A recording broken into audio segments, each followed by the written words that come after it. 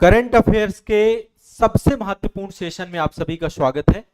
ये current affairs का अगला अंक है और आप सभी लोग इत्मीनान से इस सेशन से जुड़े हुए जितने भी करंट अफेयर्स हैं उनके नोट्स बनाते हुए चलिएगा। मैं केवल आपको वही करंट अफेयर्स यहाँ पे पढ़ाऊंगा जो परीक्षा के लिए उपयोगी है। हम अनावश्यक पढ़ने से बचेंगे। जो आपकी परीक्षा के लिए जरूरी है बस उतना ही पढ़ेंगे। जितने भी सेशन में आपको करंट अफेयर्स के ले रहा हूं उनको इत्मीनान से करते जाइए। ये मोस्ट इंपॉर्टेंट है और परीक्षा के दृष्टिकोण से जरूरी है, अपडेटेड है, नया करंट अफेयर्स है और पिछले 1.5 साल के करंट अफेयर्स को मैं यहां पे लेके चलूंगा। आप अपनी परीक्षा में करंट को लेकर के निश्चिंत हो जाइए। मैं जो भी आपको पढ़ा रहा हूं बस इतने पे अपने आप को आप बस याद करते रहना है और इन सारे को फॉलो करना है, ठीक है। तो चलिए सत्र का शुभारंभ करते हैं। सबसे पहला और मोस्ट इंपॉर्टेंट करंट अफेयर्स हम सभी के लिए एक बहुत ही गौरव करने वाला दिन, गौरवान्वित करने वाला दिन, भारतीय महिला क्रिकेट टीम के द्वारा एक ऐसा ऐतिहासिक क्षण आया, दक्षिण अफ्रीका को 52 रनों से हरा करके जो इस बार का वुमेन्स वनडे जो आपका महिला वर्ल्ड कप था 2025 का, इसको जीत लिया गया है। टीम इंडिया ने 52 साल का जो लंबा इंतजार था, पहली बार वर्ल्ड कप जीता है हमने, वर्ल्ड चैंपियनशिप हम बने हैं, ठीक है। तो ये एक बहुत बड़ा जो है अध्याय लिखा गया है वर्ल्ड कप में। और 50 ओवर में 7 विकेट पर भारत के द्वारा 298 रन बनाए गए थे और उसके जवाब में दक्षिण अफ्रीका की टीम ने 246 रन पर ही पूरी टीम सिमट गई। तो 52 साल के महिला वनडे के इतिहास में एक बहुत बड़ा मोमेंट देखने को ये मिला है और ये करंट अफेयर्स आपका बन सकता है। पहला जो महिला वनडे जो है विश्व कप खेला गया था 1973 में खेला गया था। मतलब आप समझिए 52 साल से महिला जो है क्रिकेट टीम लगातार खेल रही है और पहली बार हमने वर्ल्ड कप जीता है। इसमें कुछ स्टार प्लेयर हैं जिनके नाम लेना बहुत जरूरी है। शेफाली वर्मा, जबरदस्त क्रिकेट खेला इन्होंने। दीप्ति शर्मा, इन्होंने जबरदस्त क्रिकेट खेला, दोनों ने हाफ सेंचुरी लगाई, अर्धशतक बनाए। शेफाली वर्मा ने 87 रन बनाए थे और दीप्ति शर्मा ने 58 रन बनाए थे। और जबरदस्त आपने कल मतलब बहुत रोमांचक मैच था, 298 रन बनाए गए और 298 रन इंडियन क्रिकेट टीम ने टारगेट दिया था 299 का दक्षिण अफ्रीका को, और दक्षिण अफ्रीका से भारतीय क्रिकेट टीम अब जीत चुकी है, ठीक है। दक्षिण अफ्रीका ने मात्र जो है 246 रन बनाए थे, यानी आप सोचिए 52 साल में 52 रन से जीते। ये एक अच्छा, मतलब आप समझिए कई बार होता है कि कई सारे ऐसे संयोग बन जाते हैं, तो एक अद्भुत संयोग बना कि 52 साल में 52 रन से भारत ने इसको जीत को अपने नाम किया। और इसमें जो है शेफाली जो है वर्मा एक बड़ा नाम है। और इसके बाद आप सभी जानते हैं स्मृति मंधाना, बहुत जो क्रिकेट प्रेमी है उन सभी को ये नाम पता होंगे, ठीक है। इसके अलावा ऋचा घोष, इन्होंने भी बहुत बढ़िया खेला। स्मृति मंधाना ने 45 रन बनाए थे और विकेट कीपर बल्लेबाज हमारी ऋचा घोष, इनके द्वारा 34 रन बनाए गए। दक्षिण अफ्रीका की टीम जो है पूरी तरीके से कल कमजोर दिखी और दीप्ति शर्मा ने आप समझिए बहुत जबरदस्त मतलब प्रदर्शन किया। और इसके अलावा जो है शेफाली वर्मा ने 2 विकेट भी लिए। तो ओवरऑल मतलब बहुत जबरदस्त प्रदर्शन रहा इंडियन क्रिकेट टीम का। तो ये एक जो है बहुत बड़ा मोमेंटम था क्रिकेट प्रेमियों के लिए भी और पूरे भारतवर्ष के लिए, ठीक है। पहली आईसीसी वर्ल्ड कप ट्रॉफी हमने जीती है, ठीक है। ये दिमाग में बैठा के रखिएगा। कुछ मैं यहाँ पे एक बार थोड़ा सा पूरी टीम का नाम बता देता हूँ क्योंकि आप में से हो सकता है कि बहुत सारे लोग इस टीम से परिचित ना हो। शेफाली वर्मा, स्मृति मंधाना, है ना, ये सब इंडिया क्रिकेट टीम की बात कर रहा हूँ। जेमिमा रोड्रिग्स, है ना। हरमनप्रीत कौर कैप्टन है, तो हरमनप्रीत कौर का नाम जरूर याद रखिएगा, ये कैप्टन थी इस पूरे क्रिकेट टीम की। दीप्ति शर्मा, ऋचा घोष विकेट कीपर है हमारी। अमनजोत कौर, राधा यादव, कांति गौड़, श्री चरणी, रेणुका सिंह ठाकुर, ये जो है प्लेइंग 11 की टीम थी आपकी। और ओवरऑल चूंकि इन्होंने इतना बड़ा मोमेंटम दिया है देश के लिए तो ये अपने आप में एक बहुत बड़ी बात है। क्लियर है, स्पष्ट है, कोई दिक्कत तो नहीं है।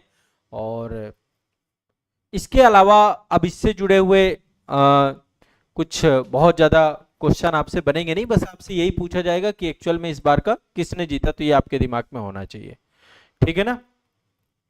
हाँ, काफी सारी चीजें मैंने आपको बता दी है।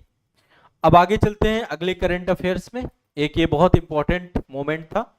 अगला आप सभी को पता है 15 नवंबर को जनजातीय गौरव दिवस हम मनाते हैं, ठीक है। जनजातीय गौरव दिवस मनाया जाता है, जनजातीय कार्य मंत्रालय के द्वारा ये प्रारंभ किया गया है। आप सभी जानते हैं बिरसा मुंडा जी को, और बिरसा मुंडा जी की ही जो है उनका जन्म होता है 15 नवंबर 2025 को। भगवान बिरसा मुंडा जी की 150वीं जयंती है। इस साल 150 वर्ष पूरे हो रहे हैं, और इस जयंती के मौके पर ही जो है जनजातीय कार्य मंत्रालय ने 1 से लेकर 15 नवंबर 2025 तक जनजातीय गौरव वर्ष पखवाड़ा चालू किया है। तो जनजातीय गौरव दिवस मनाया जाता है आपका, है ना। तो जनजातीय गौरव पखवाड़ा भी आपको इस्टेब्लिशमेंट किया जाएगा। 150वीं जयंती है बिरसा मुंडा जी, भगवान बिरसा मुंडा जी, जिन्होंने जनजातियों के लिए एक जो अंग्रेजों से उन्होंने लोहा लिया, उसको लेकर के हम ध्यान में रखते हैं। अब सरकार चूंकि पूरा का पूरा ये इस डायरेक्शन पे काम बहुत तेजी से कर रही है। एक तो एकलव्य आदर्श आवासीय विद्यालय बनाए जा रहे हैं, ठीक है। एकलव्य आदर्श आवासीय विद्यालयों का इस्टेब्लिशमेंट किया जा रहा है। साथ ही जो है सरकार के द्वारा जनजातीय युवा संस्कृति, युवा शिक्षा, जन जागरूकता, इस पर भी विशेष ध्यान दिया जा रहा है। अभी जो ये 1 नवंबर से लेकर के 15 नवंबर तक जनजातीय गौरव पखवाड़ा मनाया जाएगा, इसमें भारत के जो जनजातीय स्वतंत्रता संग्राम सेनानी हैं उनकी विरासत पर विशेष उत्सव मनाया जाएगा, विशेष योगदान दिया जाएगा। अब देखिए, आप लोग चूंकि सिविल सर्विसेज की तैयारी कर रहे हैं, आप लोगों को चाहिए कि जो भारत में आजादी के दौरान और जब हमारा स्वतंत्रता संघर्ष चल रहा था, उसमें जो हमारी जनजातियां हैं उनका एक अहम रोल है। जनजाति विद्रोह हुए हैं बहुत सारे, जिसमें से मुंडा विद्रोह, जिसके बारे में बिरसा मुंडा जी ने जिसको लीड किया। तो ऐसे जितने भी जनजातीय विद्रोह हुए उन सभी को आपको पता होने चाहिए। उनसे सीधा क्वेश्चन मैच द फॉलोइंग पूछ लेगा, स्टेटमेंट बेस्ड क्वेश्चन पूछ लेगा, तो आपको ये जानकारी रखनी है। और ये हिस्ट्री, आधुनिक भारत के इतिहास की विषय वस्तु है। तो भारत के जनजातीय स्वतंत्रता सेनानियों को लेकर के क्वेश्चन आपसे पूछे जाते हैं, ठीक है। तो भारत के जनजातीय स्वतंत्रता सेनानियों की विरासत और योगदान के लिए अब इस दौरान पे एक तो विद्यार्थियों को जनजातीय कला, संस्कृति, धरोहर के लिए प्रेरित करना, एकता और सांस्कृतिक गौरव और जागरूकता को बढ़ावा देना, पूरे देश में जनजातीय विद्यार्थियों में रचनात्मकता और सहभागिता को प्रोत्साहित करना, ठीक है। देश भर में 497 एकलव्य मॉडल आवासीय विद्यालय भी बनाए जाएंगे, जिसमें लगभग 1.5 लाख विद्यार्थी जो है इस पखवाड़े के दौरान शैक्षणिक, सांस्कृतिक और रचनात्मक गतिविधियों में भाग लेंगे और भारत की समृद्ध जनजातीय विविधता को जो है वो एक तरीके से उसको संपन्न करेंगे, ठीक है।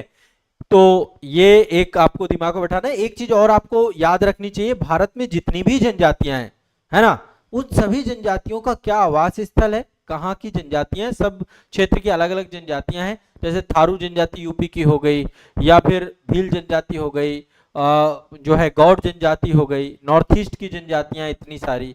तो इन सभी जनजातियों को आपको याद रखना है ना, इनसे क्वेश्चन बनते हैं। मैच द फॉलोइंग भी, तो जनजातियां भी आपको याद रखना है।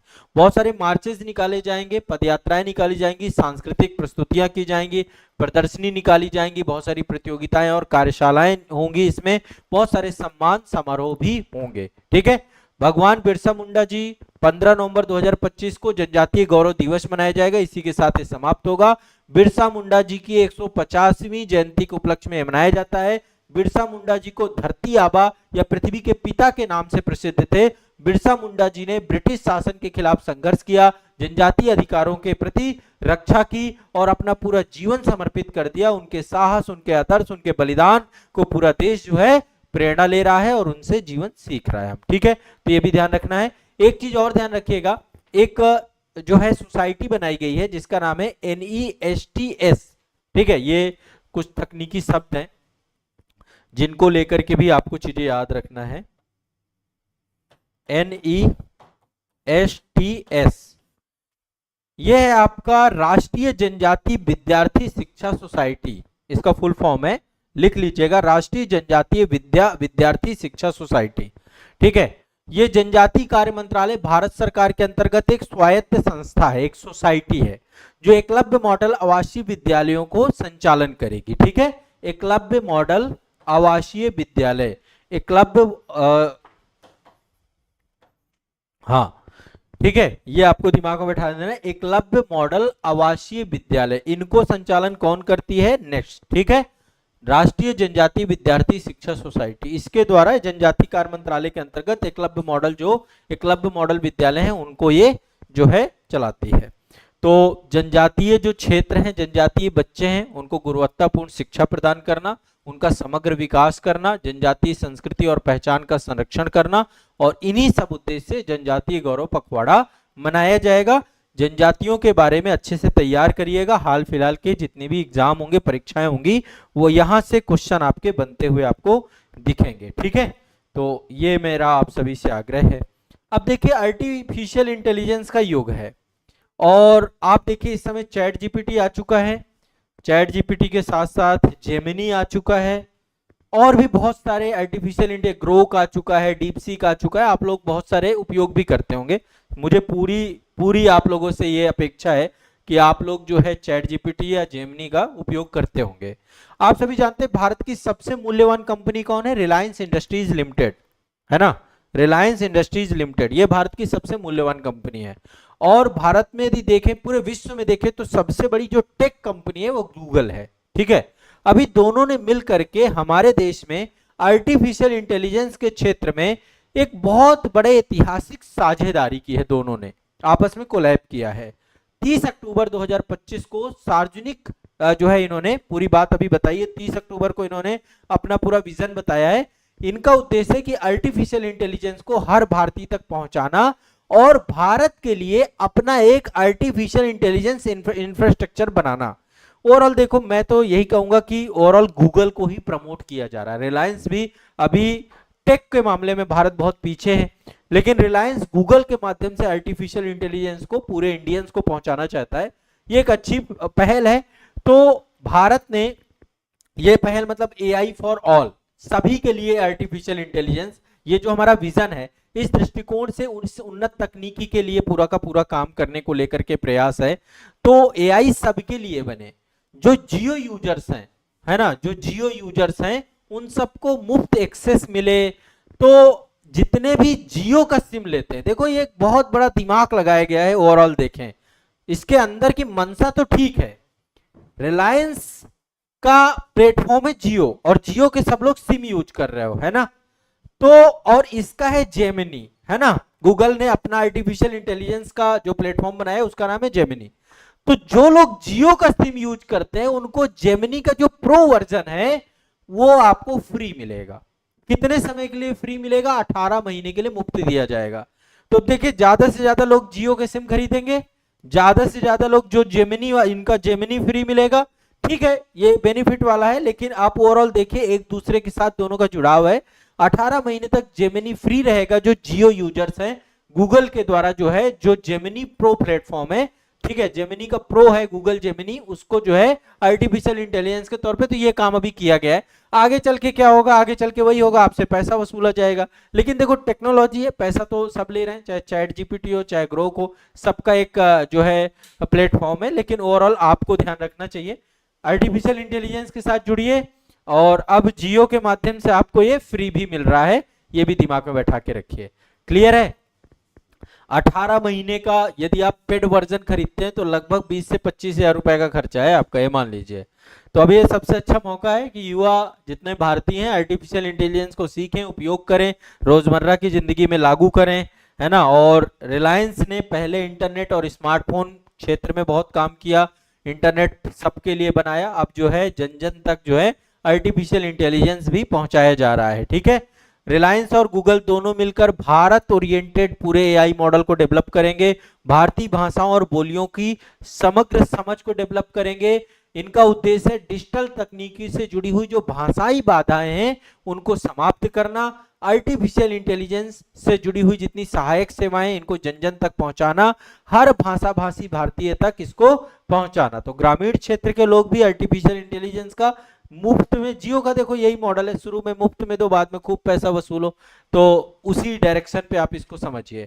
इससे क्या होगा, चूंकि अब फ्री मिलेगा 18 महीने तक, तो एआई टूल्स को सशक्त बनाएंगे, है ना। एआई टूल्स को लेकर बहुत सारे व्यवसाय हैं जो एआई टूल्स को लेकर काम करते हैं।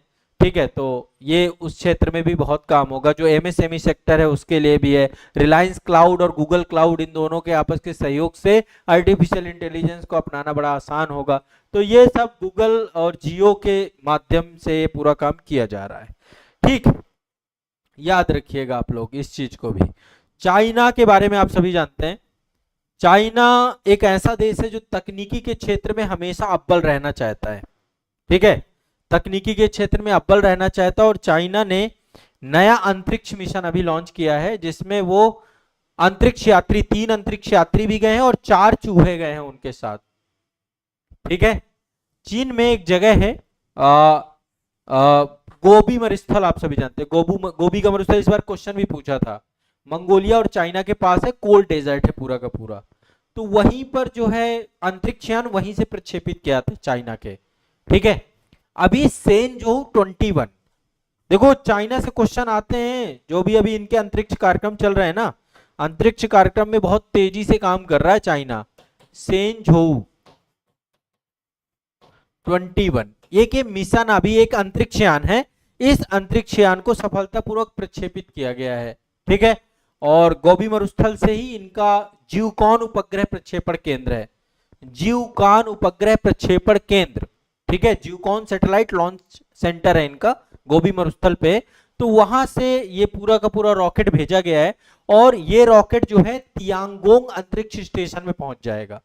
अंतरिक्ष स्टेशन चाइना का खुद का भी है, जैसे एक इंटरनेशनल अंतरिक्ष स्टेशन है ना, उसमें विश्व के कई सारे देश हैं।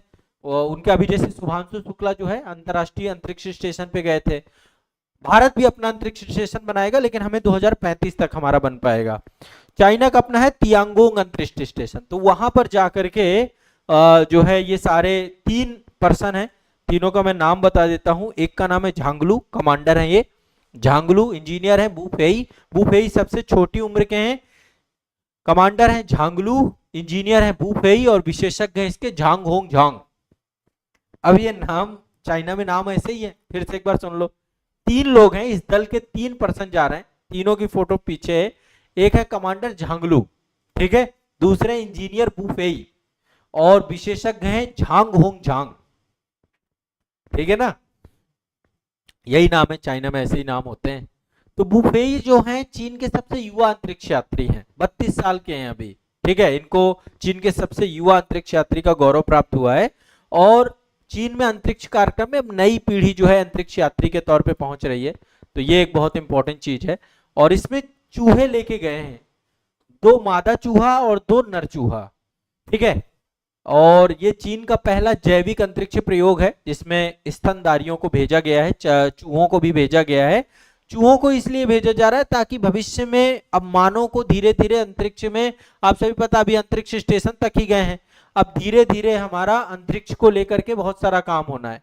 तो अंतरिक्ष में सूक्ष्म माइक्रोग्रेविटी पे अभी काम चल रहा है। माइक्रोग्रेविटी हो गया, शरीर और प्रजनन पर क्या प्रभाव पड़ता है, इसलिए 2 नर और 2 मादा, 2 मतलब 4 चूहे हैं, 2 नर हैं, 2 मेल हैं, 2 फीमेल है। तो एक दीर्घकालिक अंतरिक्ष यात्राओं के लिए यदि वहां रुका जाए तो किस तरीके से हमारी बॉडी में असर पड़ता है, इन सब को लेकर के काम किया जाएगा। और ये जो अंतरिक्ष यात्री गए हैं ये वहां स्पेस वॉक भी करेंगे, साथ में अंतरिक्ष मलबा सुरक्षा कवर को स्टैब्लिशमेंट करेंगे, एंटी डिब्रिस शील्ड को वहां पे स्टैब्लिशमेंट करेंगे, साथ ही एजुकेशनल गतिविधियों को लेकर काम होंगे। तो अब कंटिन्यूअस चाइना में स्पेस ड्रीम का जो पूरा का पूरा एक परिकल्पना है, जो चीन के राष्ट्राध्यक्ष हैं शी जिनपिंग साहब, उनका स्पेस ड्रीम की जो परिकल्पना है उसके तहत एक वैश्विक अंतरिक्ष शक्ति बनना है चाइना को, उस दिशा में चाइना तेजी से बढ़ रहा है। चोंगे 4 जो है अभी ये यान चंद्रमा में अभी हाल ही में 2019 में उतारा गया था। तो इसके पहले 2021 में मंगल ग्रह पर रोवर भेजा गया, 2030 तक मानव मिशन भेज रहा है चंद्रमा पे, भारत भी अभी मानव मिशन हम भी भेजेंगे। तो चाइना बहुत आगे हो चुका है, भारत भी बहुत तेजी से काम कर रहा है अंतरिक्ष में। और 2022 में तियांगोंग अंतरिक्ष स्टेशन भी अब चल रहा है, तियांगोंग अंतरिक्ष स्टेशन भी बना लिया है।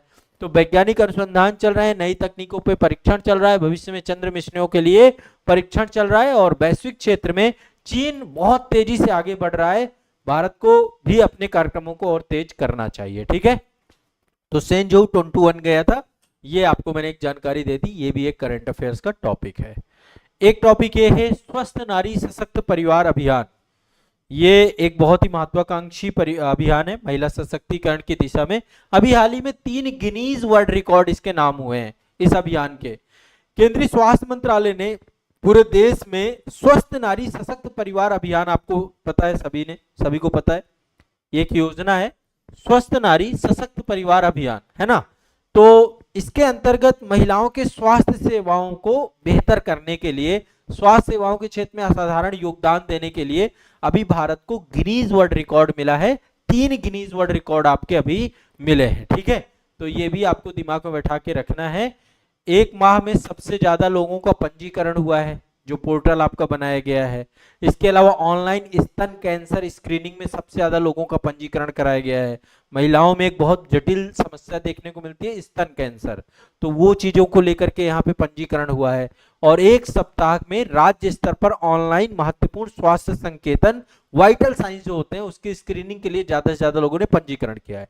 यानी जो तीनों गिनीज वर्ल्ड रिकॉर्ड मिले हैं, ये तीनों आपके राष्ट्रव्यापी जो अभियान चालू किया गया उसमें ज्यादा से ज्यादा लोगों का पंजीकरण करने को लेकर है।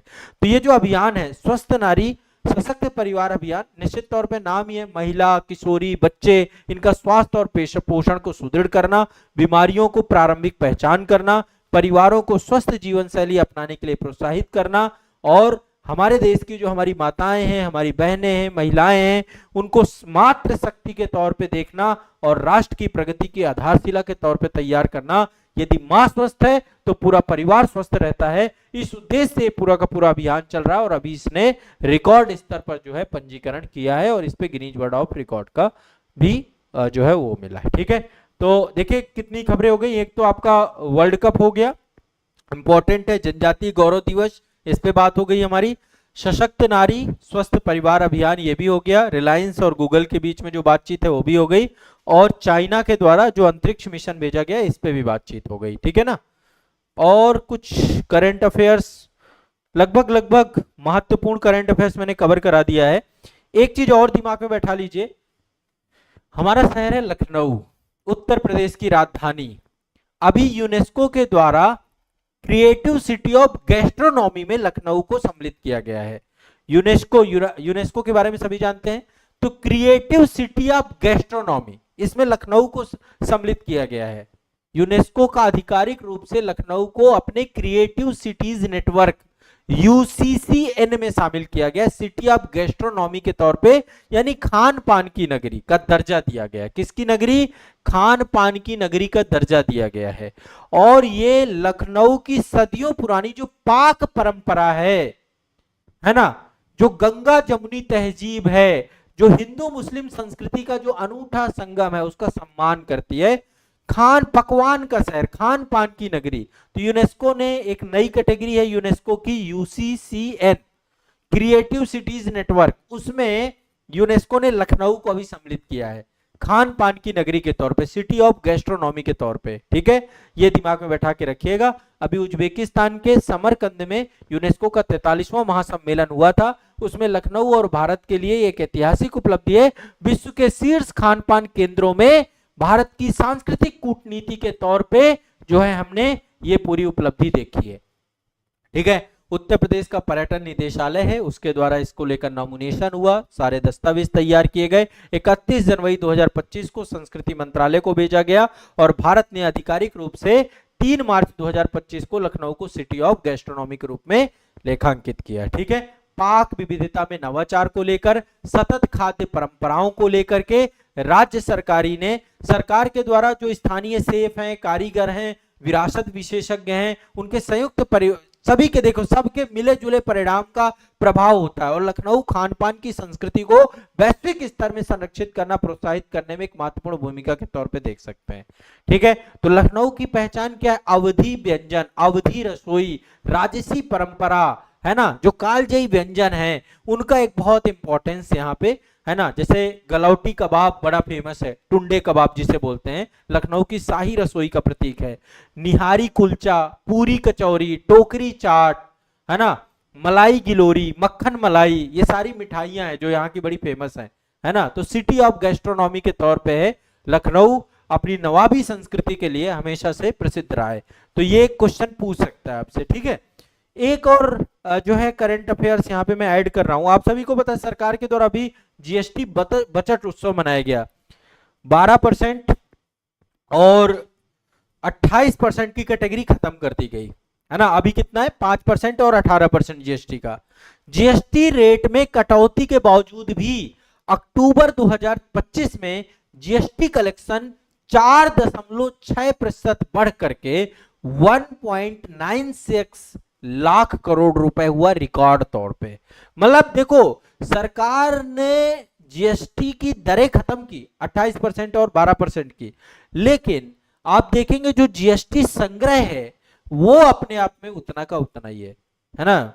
जीएसटी संग्रह उतना का उतना ही है, उसमें कोई कमी नहीं हुई है, बढ़ गया है और बढ़ गया है। यानी कि जो बचत उत्सव था ना, बचत उत्सव में थोड़ा बहुत झोल भी था। वो देखने में तो बचत उत्सव लग रहा था, लेकिन बचत उत्सव जैसा कुछ था नहीं उसमें, है ना। बहुत सारी चीजें सस्ती की गई, लेकिन बहुत सारी चीजें जो सस्ती थी उनको महंगी कैटेगरी में डाल दिया गया। जैसे कागज के रेट बढ़ा दिए गए, है ना, 18% में डाल दिया कागज को, 12% में था 18% में डाल दिया गया। तो ओवरऑल सरकार को नो है, और जो है बहुत स्टेप बाय स्टेप बहुत सारी टेक्निकल चीजें हैं जिनमें जीएसटी हमें कम होता हुआ लगता जरूर है, लेकिन वो है नहीं कम। तो भारत में जीएसटी कर संग्रह अक्टूबर 2025 में बढ़ा है, 1.96 लाख करोड़ रुपए का जीएसटी जो है कलेक्शन हुआ है। ये आपका ये ध्यान रखना है, क्लियर स्पष्ट है। 4.6% की वृद्धि दिखाता है, तो ये एक बहुत बड़ी उपलब्धि है, ठीक है ना सरकार की। तो जीएसटी कलेक्शन बढ़ा है। लखनऊ को यूनेस्को क्रिएटिव सिटी में डाल दिया गया है चाइना के द्वारा।